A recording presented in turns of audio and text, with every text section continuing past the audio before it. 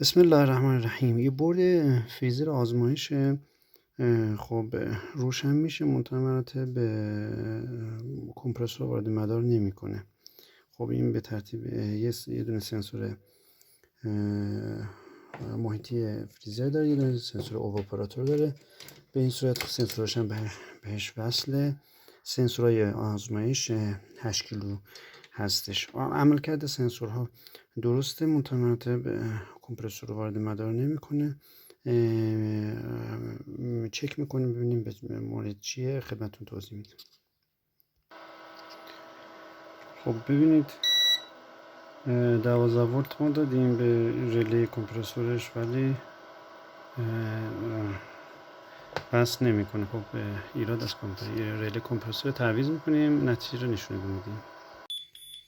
خب به دوستان مشکل این بردم با تعویض رله 12 ولت که قطع نمیکرد حل شد. منتها یه نکته ای داره خدمت شما، به این لامپ تست، این لامپ که همون نقش کمپرسور رو داره دقت بفرمایید. یک لحظه وصل میکنه، اگه حالا بتونم بگیرمش، یه لحظه وصل میکنه و قطع میکنه. رله که میخواد وصل کنه یه لحظه وصل میکنه. ببینید به این صورت.